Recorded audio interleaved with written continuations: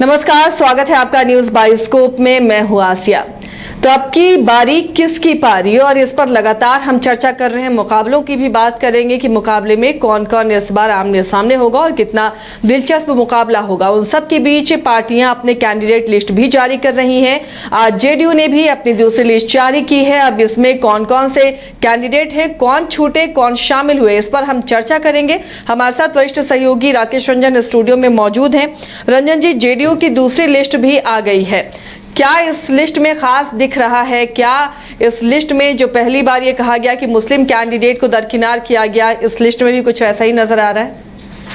देखिए, जो दूसरी लिस्ट आई है जेडीयू की, उसमें 44 प्रत्याशियों का नाम जो है वो शामिल है। लेकिन जैसा उस दिन भी हम लोग बातचीत कर रहे थे तो मैंने आपको कहा था कि जब सीमांचल की कुछ सीटें अनाउंस होंगी तो वहाँ पर मुस्लिम प्रत्याशी हमें देखने को मिल सकते हैं। और एक चैनपुर की सीट थी, जमा खान वहाँ से जो है विधायक हैं। तो 4 जो मुस्लिम प्रत्याशी हैं उनको जेडीयू ने जो है अपनी लिस्ट में जगह दी है। तो पहले बार जो आई थी 57 सीटों की, उसमें 0, और इन 44 में जो है वो 4 मुस्लिम प्रत्याशी हैं। तो एक तरह से आप देखें तो जो 101 जो कुल प्रत्याशी जेडीयू ने घोषणा की है, उसमें जो है वो 4 प्रत्याशी जो हैं वो मुस्लिम हैं। इसके अलावा आप देखें, अगर जानकारी के लिए, तो 2020 में जेडीयू ने 11 मुस्लिम प्रत्याशी दिए थे,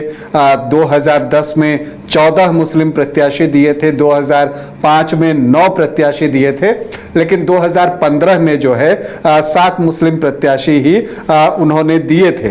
तो अगर आप देखिए कि जो जिन सीटों पर मुस्लिम प्रत्याशी जेडीयू ने दिए हैं उनमें चैनपुर है, अररिया है, जोकीहाट है और आमौर है। चैनपुर से जमा खान है, अररिया से शगुफ्ता अजीम है, जोकीहाट से मंजर आलम है और आमौर से सबा जफर हैं। तो ये 4 मुस्लिम प्रत्याशी जो हैं वो जेडीयू ने दिए हैं, लेकिन उनकी संख्या कम दिख रही है पिछले बार से। तो अगर आप देखें तो 7 कम है पिछली बार से।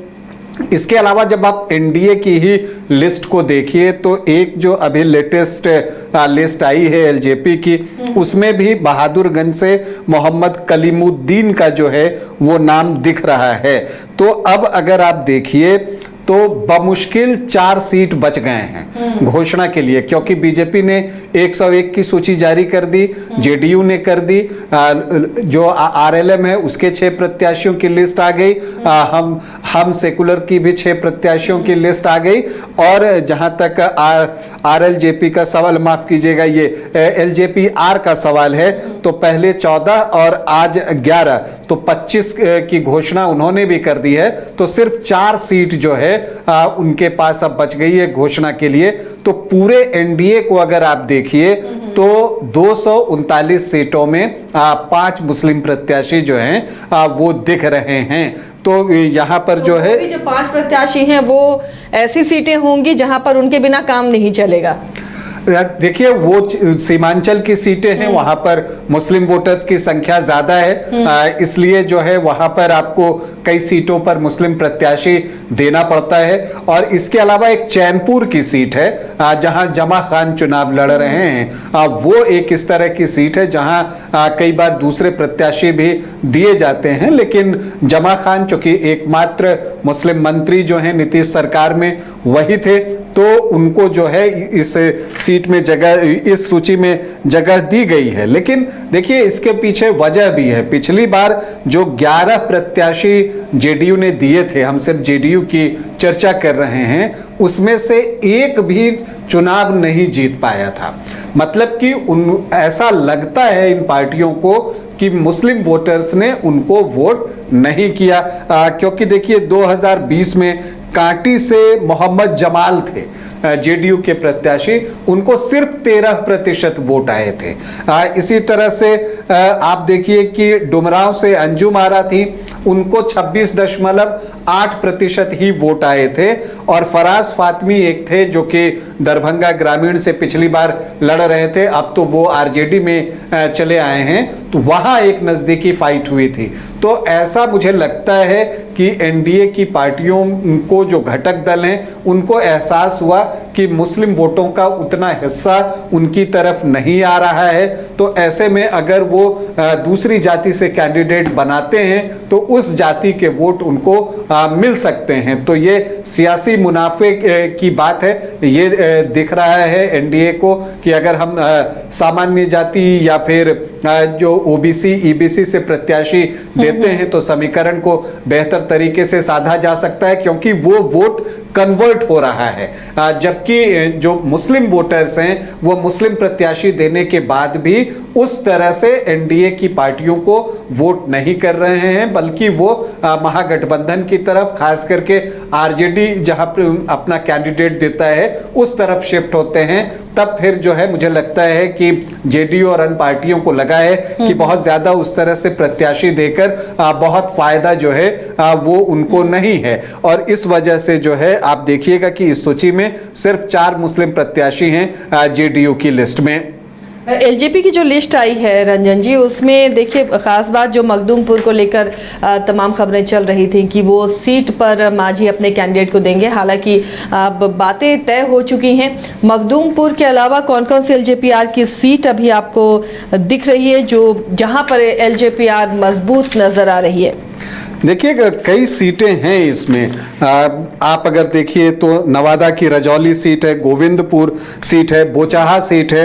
हालांकि अभी वो आरजेडी के पास है बोचाहा, लेकिन वहां से बेबी कुमारी को प्रत्याशी बनाया गया है। उपचुनाव में वो बीजेपी की प्रत्याशी रही थी, बीजेपी की तरफ से चुनाव लड़ रही थी। रजौली में एक इंटरेस्टिंग बात है कि विभा देवी के साथ जब राजबल्लभ यादव का परिवार आरजेडी से अलग हुआ तो विभा देवी के साथ प्रकाश वीर जो कि रजौली के विधायक थे आरजेडी के टिकट पर, उन्होंने भी जो है आरजेडी छोड़ दिया था, लेकिन उनको यहां से टिकट नहीं मिला है।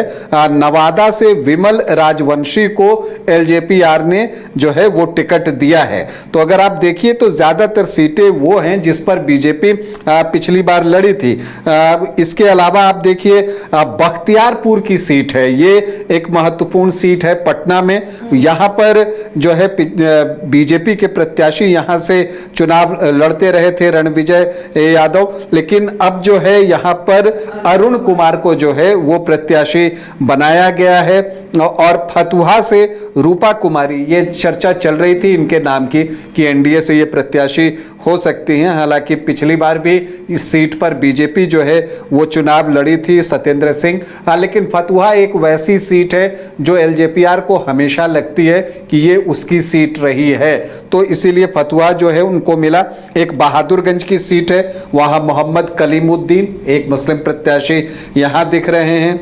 अब महुआ में संजय कुमार सिंह है। महुआ सीट को लेकर जो है बहुत तरह की चर्चाएं थी, विवाद भी हुआ इस सीट को लेकर। उपेंद्र कुशवाहा की नाराजगी की भी बात सामने आई, फिर उनको मनाया गया, लेकिन अंततः ये सीट एलजेपीआर के पास ही रही और संजय कुमार सिंह जो है यहां से प्रत्याशी बने हैं। दिलचस्प ये है कि ये पिछली बार भी चुनाव लड़ रहे थे और तब एलजेपी के टिकट पर, जबकि एनडीए महागठबंधन अलग था, तब ये 25,146 वोट लेकर आए थे, 14.6% वोट। तो इसका मतलब यह है कि इनकी पकड़ इस क्षेत्र में है। और चूंकि ये हाजीपुर लोकसभा क्षेत्र के अंतर्गत विधानसभा की सीट आती है महुआ की, तो यहां पर एक चिराग पासवान का भी इंपैक्ट दिखता है। लेकिन दिलचस्प है ये सीट क्योंकि यहीं से तेज प्रताप यादव भी चुनाव लड़ रहे हैं और मुकेश रोशन जो हैं वो आरजेडी के कैंडिडेट तो हैं ही। तो महुआ का चुनाव इस बार जो है बिल्कुल लाइमलाइट में रहेगा, हॉट सीट हो गया अब महुआ, और वहां पर देखना होगा कि चुनाव किस दिशा में आगे बढ़ता है। एक चीज तो जो साफ दिख रही है कि एक ट्रायंगुलर फाइट तो यहां होने जा रही है। हालांकि एआईएमआईएम ने भी कहा है कि वो यहां से प्रत्याशी देने जा रहा है, तब फिर एक चतुष्कोणीय मुकाबला भी हो सकता है अगर एआईएमआईएम का कैंडिडेट महुआ में आ जाए। एक दिलचस्प सीट चेनारी की सीट है। चेनारी में मुरारी प्रसाद गौतम पिछली बार 2020 में कांग्रेस के टिकट पर चुनाव जीते थे, लेकिन बाद में वो बीजेपी में शामिल हुए। लेकिन सीट शेयरिंग में ये सीट चूंकि अब एलजेपीआर को दी गई है, तो एलजेपीआर ने मुरारी प्रसाद गौतम को ही अपना प्रत्याशी यहां से बनाया है। मनेर की सीट पर भी बीजेपी हमेशा चुनाव लड़ती रही है और भाई वीरेंद्र जो है वहां से पिछले कई चुनावों से जीत हासिल कर रहे हैं, तो उनके खिलाफ भी जो है एलजेपीआर ने प्रत्याशी इस बार बदला है। जितेंद्र यादव को वो यहां से प्रत्याशी बना रहे हैं। पूर्णिया में कस्बा की सीट है। कस्बा में पिछली बार भी एलजेपीआर ही चुनाव लड़ रहा था, एलजेपी थी तब असल में, तो एलजेपी ने चुनाव लड़ा था और प्रदीप कुमार दास उसके प्रत्याशी थे। लेकिन इस बार नीतीश कुमार सिंह को जो है पूर्णिया से, ये माफ कीजिएगा, कस्बा से जो है वो टिकट दिया गया है। तो इसमें वही चीजें दिख रही हैं कि ज्यादातर सीटें बीजेपी के पास से एलजेपीआर के पास आई हैं। इसमें 4 सुरक्षित सीटें हैं, बोधगया, रजौली, बोचहा और चेनारी। ये 4 जो है सुरक्षित सीटें हैं, अनुसूचित जाति आरक्षित सीटें, और बाकी जो सीटें हैं 7 सीटें वो सामान्य सीटें हैं। तो एक तरह से आप देखिए कि अब एनडीए का जो पहला टास्क था कि वो अपने सारे प्रत्याशियों की सूची दे दे बगैर किसी बागी उम्मीदवार या आप फ्रेंडली फाइट के बिना, तो अब तक जो है जो लिस्ट आई है 239 सीटों के आसपास, उसमें कोई इस तरह की चीज अब तक नहीं दिखी है। हालांकि जीतन राम मांझी का एक वो बयान आया था मखदूमपुर और बोधगया के लिए, तो अब ये दोनों सीटें तो घोषित कर दी गई हैं एलजेपीआर की तरफ से। तो अब देखना है कि आने वाले दिनों में क्या कुछ होता है, क्योंकि अब वक्त बहुत बचा नहीं है। तो अब 4 सीटें बची हुई हैं। अब उन 4 सीटों पर देखना है कि कब एलजेपीआर जो है अपना प्रत्याशी घोषित करता है। चलिए, हमारे साथ बिहार संपादक भी जुड़ेंगे और उनसे भी हम चर्चा करेंगे। फिलहाल तो मुकेश सहनी नाराज चल रहे हैं महागठबंधन से और आरजेडी के कई नेता उन्हें मनाने के लिए गए हैं। क्या सीट पर बात नहीं बन रही है, किसी खास सीट को लेकर पेच फंस रहा है? फिलहाल मुकेश सहनी की अपनी मांगे हैं, वो मानते हैं या नहीं? अगर वो महागठबंधन का हिस्सा नहीं बनते हैं और चुनावी मैदान में अपने प्रत्याशियों को उतारते हैं अलग से, महागठबंधन से अलग, तो इसका नुकसान किसे होगा ये भी समझना बेहद जरूरी है। फिलहाल उन्हें मनाने की कोशिशें की जा रही हैं। अब मुकेश सहनी मानते हैं या नहीं ये तो थोड़ी देर बाद पता चल पाएगा।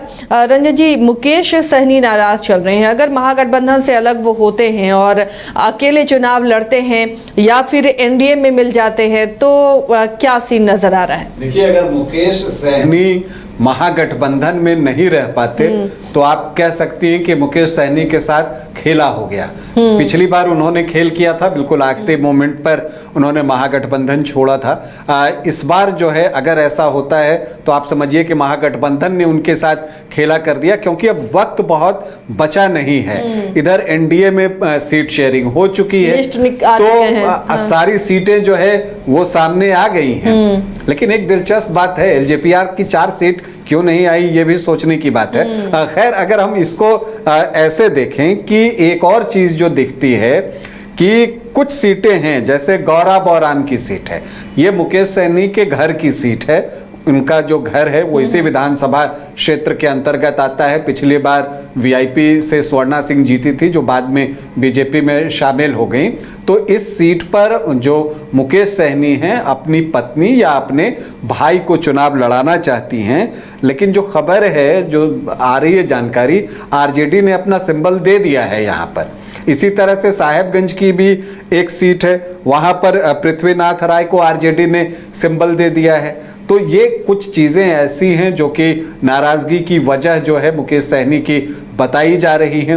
और आज प्रेस कॉन्फ्रेंस भी होना था 4 बजे, फिर उसको एक्सटेंड किया गया।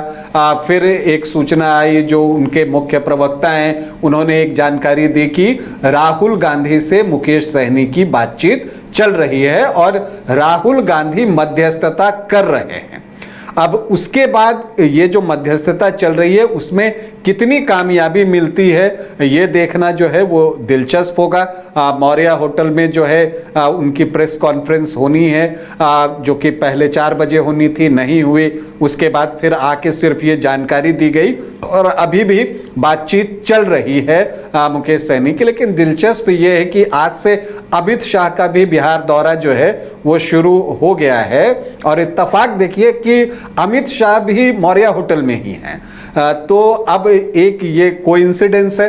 अब इन चीजों के बीच अगर आप देखिए कि नफा और नुकसान की बात करें तो जो महागठबंधन है अगर वो छोड़ता है आपको मुकेश सहनी को तो उसको नुकसान होगा, इस बात से आप इनकार नहीं कर सकते।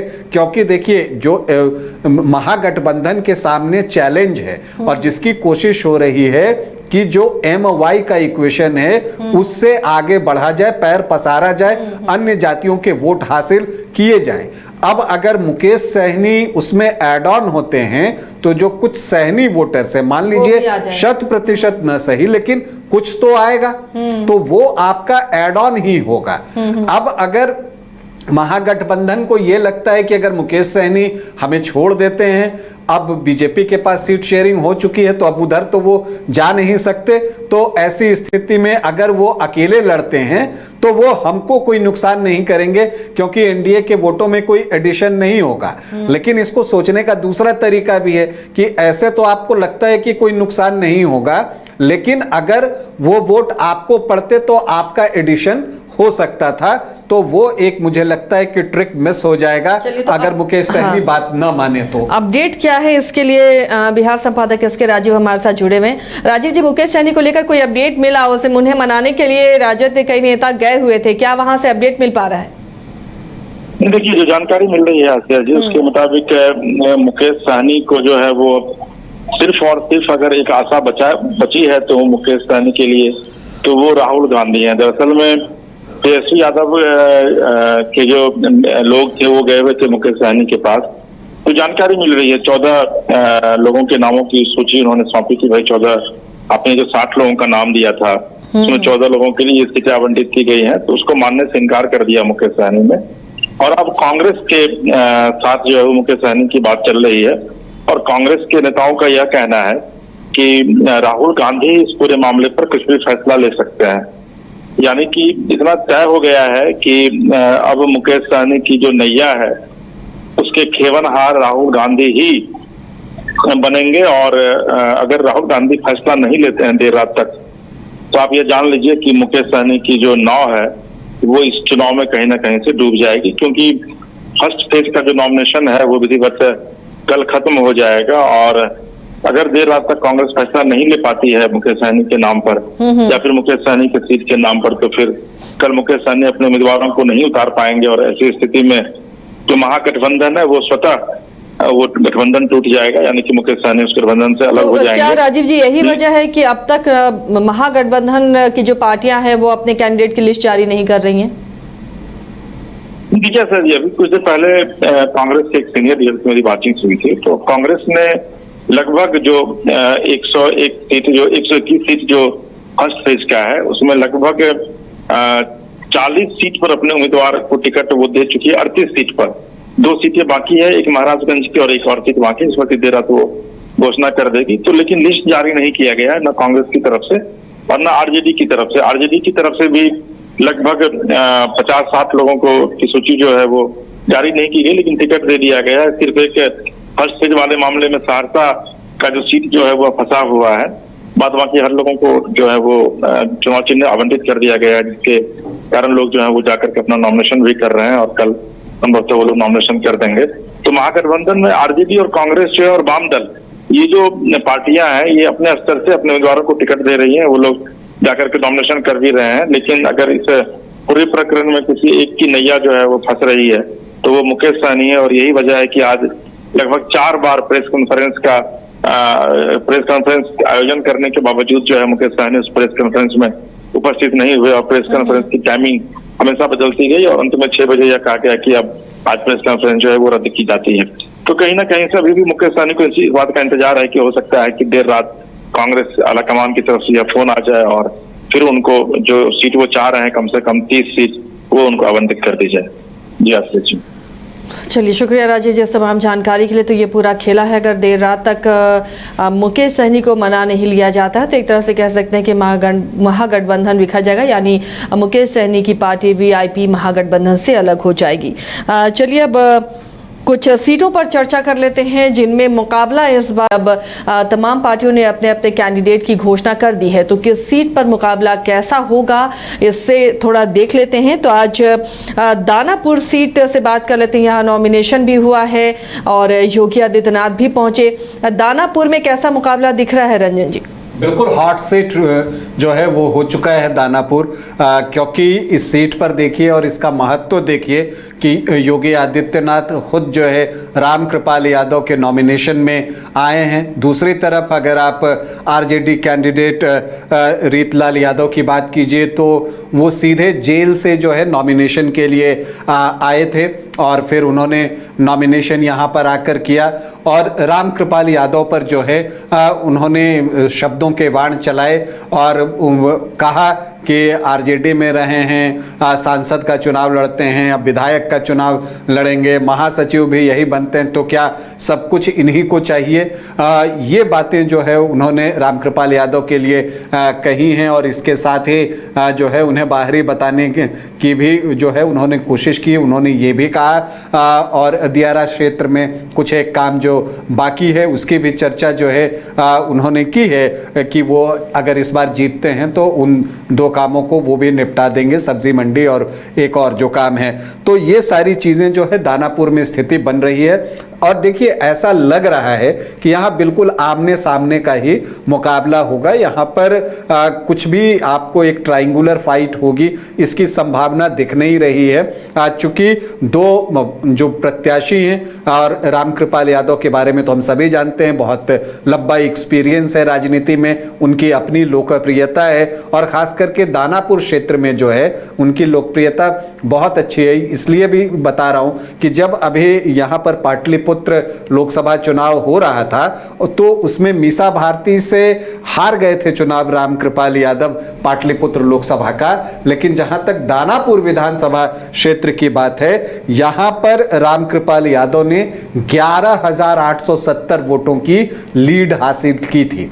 मतलब कि ये उनका क्षेत्र रहा है और उनका स्ट्रांग होल्ड रहा है और इसीलिए रामकृपाल यादव के नाम की घोषणा जब हो गई तो फिर यहां पर रीतलाल यादव को जो है वो उतारना पड़ा है। तो अब ये बातें जो है आप देखिए कि आरजेडी से रीतलाल यादव, बीजेपी ने आशा देवी का टिकट जो है वो काटा है, अब उनकी जगह रामकृपाल यादव यहाँ पर चुनावी मैदान में उतरेंगे। दानापुर हमेशा से हॉट सीट रही है, वीआईपी सीट रही है। लालू प्रसाद यादव जो है वो यहाँ से विधायक चुने गए हैं, वो जो है कि 2 बार यहाँ के विधायक रहे। इसके अलावा शेरे बिहार राम लखन सिंह यादव ने भी इस क्षेत्र का 1977 में प्रतिनिधित्व किया है। तो ये सीट जो है बहुत दिलचस्प है और यादव बहुल सीट है ये, इसीलिए आप देखिए कि दोनों तरफ से यादव कैंडिडेट ही आपको यहां पर दिखेंगे। और इस बार इस सीट का जो इम्पोर्टेंस है वो बीजेपी के लिए भी बहुत ज़्यादा है। उसको एक ये संभावना दिख रही है कि रामकृपाल यादव के सहारे वो इस सीट की वापसी कर सकता है अपने लिए। तो दूसरी तरफ आरजेडी इस सीट को बनाए रखे, यही वजह है कि तेजस्वी यादव ने जो है वो रीतलाल यादव को फिर से टिकट सौंप दिया और वो जो है जेल से आकर उन्होंने नॉमिनेशन भी कर दिया है।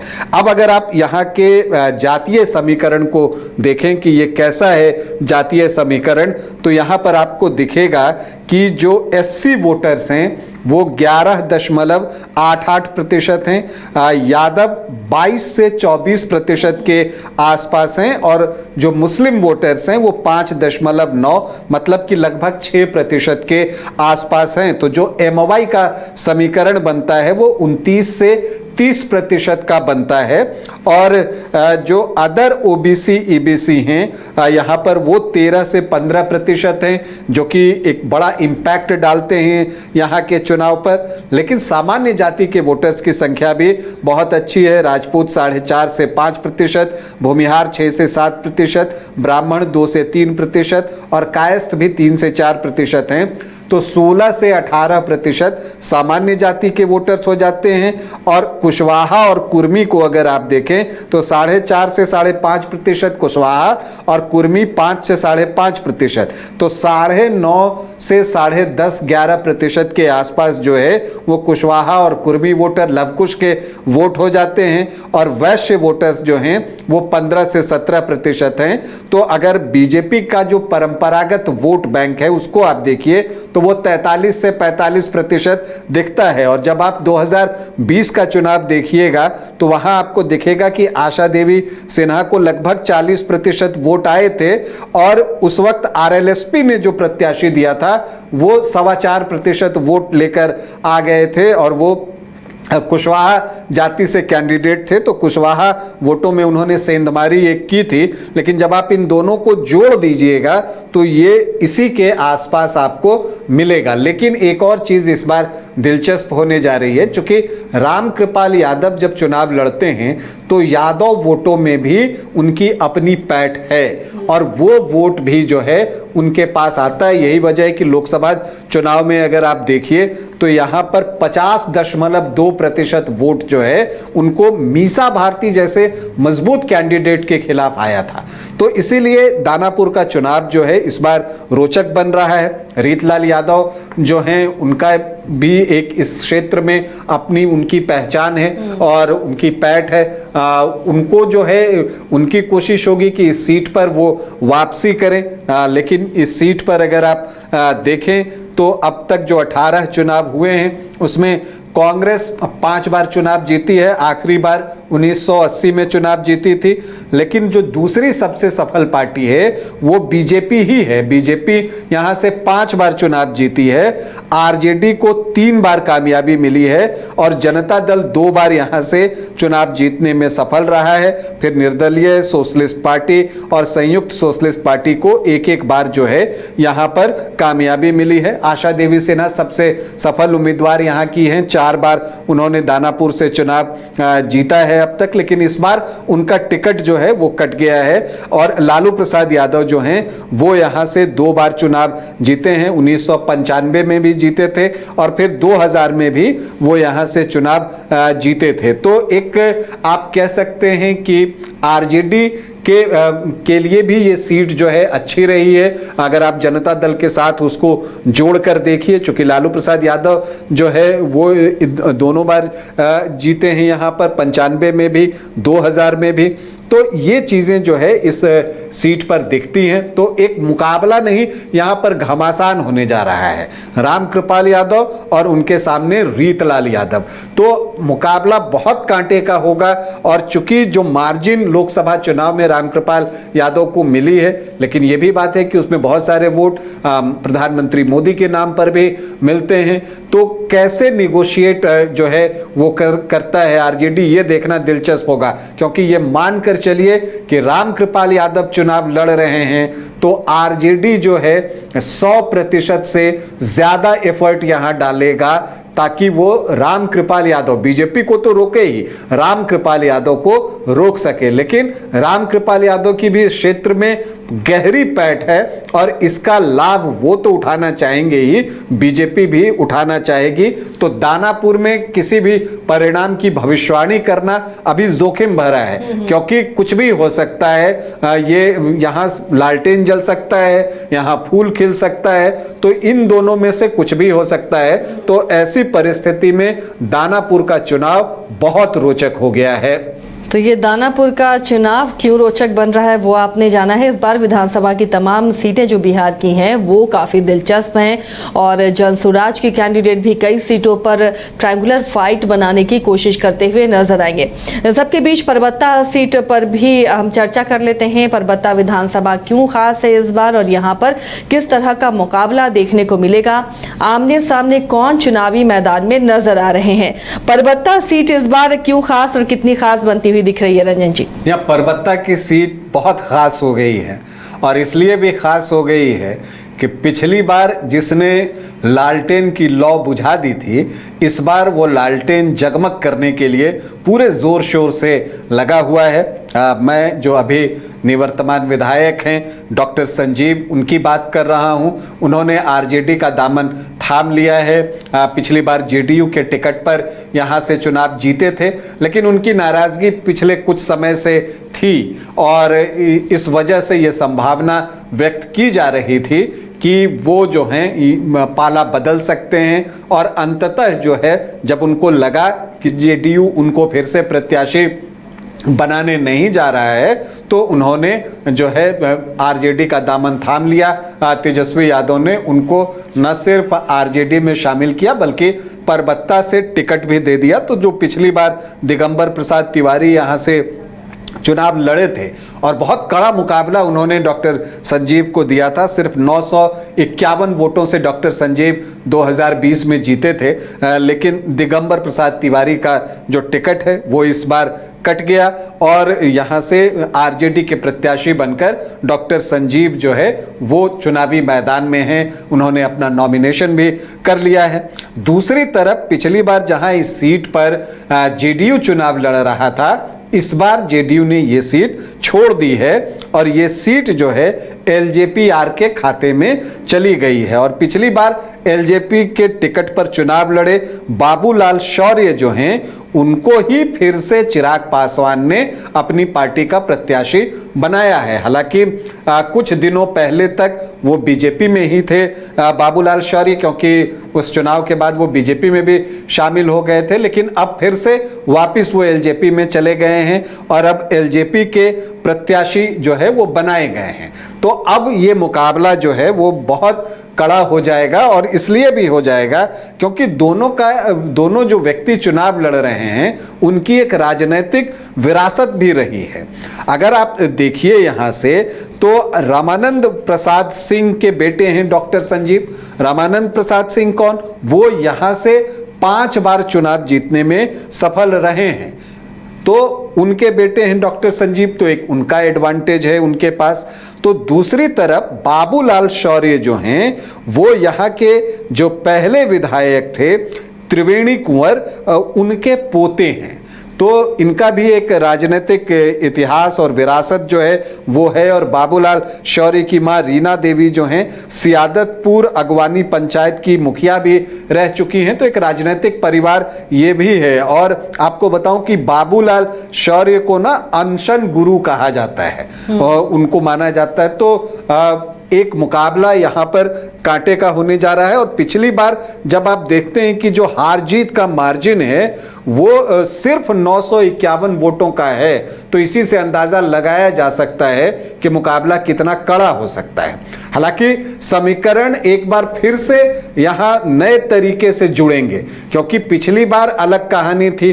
दिगंबर प्रसाद तिवारी वैश्य समाज से थे, तो जो वैश्य वोटर्स आमतौर पर एनडीए को वोट करते हैं वो आरजेडी की तरफ शिफ्ट हुए थे। अब जबकि वैश्य कैंडिडेट जो है नहीं रह जाएंगे तो वो फिर से क्या वापस जो है एनडीए की तरफ लौटेंगे, ये देखना दिलचस्प होगा। इसके अलावा आप देखिए कि जो डॉक्टर संजीव हैं वो भूमिहार जाति से आते हैं और आपको बताऊं कि उन्होंने जो है ब्रह्म ऋषि समाज की एक सभा भी की थी जेडीयू से इस्तीफा देने से कुछ दिन पहले। ब्रह्म ऋषि स्वाभिमान सम्मेलन किया था और उसमें कोशिश की थी कि जो भी भूमिहार समाज से लोग हैं उनको उसमें बुलाया जाए, बड़े बड़े लोगों को, और वो सभा की थी और सरकार पर आरोप लगाया था कि वो भूमिहार समाज के साथ सब कुछ ठीक नहीं कर रही है। लेकिन यहाँ पर जो एक बात दिख रही है कि बाबूलाल शौर्य भी भूमिहार ही हैं, तो अब भूमिहार वोटरों में बंटवारा हो सकता है। तो ऐसे में एमओवाई के इक्वेशन के साथ भूमिहार वोटर्स में से कितना हिस्सा डॉक्टर संजीव को मिलता है और कितना बाबूलाल शौर्य को मिलता है, इस पर बहुत कुछ जो है वो निर्भर करेगा। लेकिन इसमें जनसुराज के प्रत्याशी का भी रोल होने जा रहा है। यहां से विनय कुमार वरुण जनसुराज के प्रत्याशी बनाए गए हैं, मंडल हैं, तो यहां पर मंडल वोटरों की संख्या अच्छी खासी है।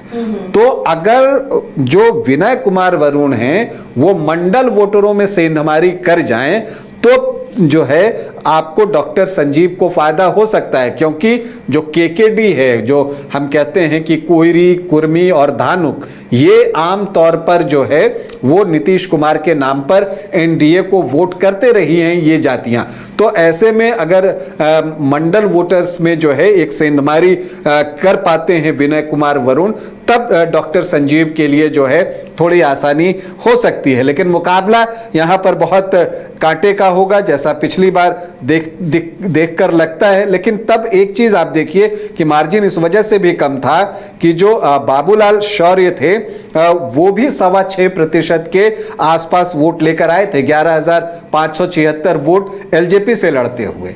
तो इसका मतलब यह है कि इस क्षेत्र में उनकी भी अपनी एक पहचान है, जो कि इस बार फायदा होगा, क्योंकि जब इसमें एनडीए का वोट ऐड ऑन होगा। लेकिन भूमिहार वोटर्स बहुत निर्णायक होंगे कि उनमें से ज्यादा संख्या किसकी तरफ जो है वो जाता है। हालांकि जो लोकसभा का चुनाव परबत्ता में जब खगड़िया का हो रहा था और उसमें जो परबत्ता विधानसभा की सीट है, तब यहां से एलजेपी आर के राजेश वर्मा को 53.74% वोट आए थे, 50% से ज्यादा वोट, और वो यहां से 33,193 वोटों से लीड लेने में कामयाब हुए थे। लेकिन तब डॉक्टर संजीव जो हैं वो जेडीयू में थे और तब भूमिहार वोटर्स पूरी तरह से एनडीए के पाले में थे। तो अब वही है कि ये जो 53.74% है, इसमें से कितना वोट जो है डॉक्टर संजीव खींच पाते हैं अपनी तरफ, क्योंकि जब लोकसभा के चुनाव में